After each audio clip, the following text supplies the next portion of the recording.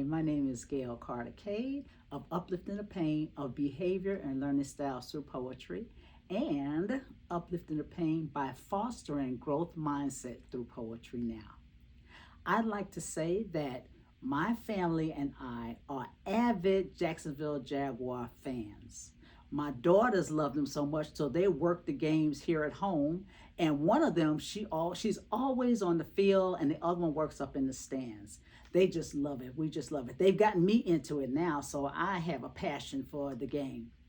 And once a year, we go away to one of the Jacksonville Jaguars games. About 2 years ago, we went to a game in Nashville, Tennessee. We were there. We were so happy. We were cheering them on. We were just so excited about the game. Unfortunately, they lost that game. They lost that game, and it was a sad feeling for all of us. They were so sad that they had lost in front of their fans and families and coaches. And when they were exiting, I noted that they just looked with their heads down and just kept going. We were fortunate enough to have seats like right over the exit where they went into. We tried our hardest. We screamed, we hollered to try to get their attentions and to tell them hello. And we just wanted to let them know that they had some fans here who were from out of town and that we felt their pain. We just wanted to be there so that we could be a source to uplift their pain. And from that experience, it inspired me to write a poem in regards to athletes or Jaguar players or professional NFL players when they lose a game. And I wanted the poem to reflect how they feel. I know it was a lot on us because we came all the way there and they lost, but it is much more deeper for an athlete to lose a game. And so this poem reflects how they may feel so that we can get an understanding as to why they might not want to say hi or might not even acknowledge that we're there. They just want to hide. So I'd like to read part of my poem, and it's called A Loss. That poem, or this poem, is in my book that is more for young people. It helps them because they experience a loss mentally, and it can affect their mindset. And let me go to the poem, and I'm going to read part of it, and it's called A Loss. We come through a crowd that's high-spirited. We sold a lot of tickets. The crowd was looking wicked.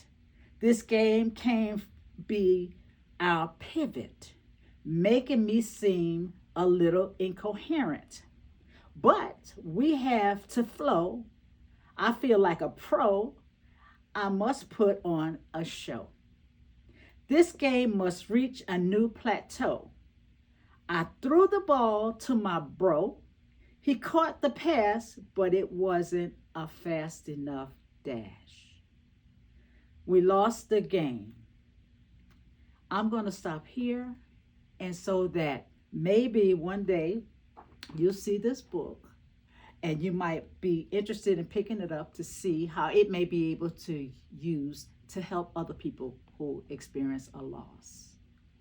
And this is a workbook that has many poems that deal with young people and their pains or the causes of pains.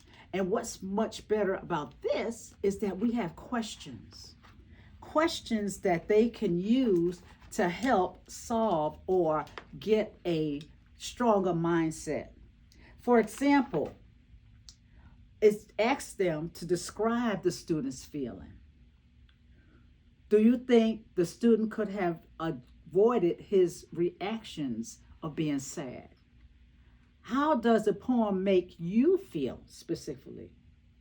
What do you think the author thinks? Why do you think the author chose this title? Do you think there are students who would give up after playing the game if they lost.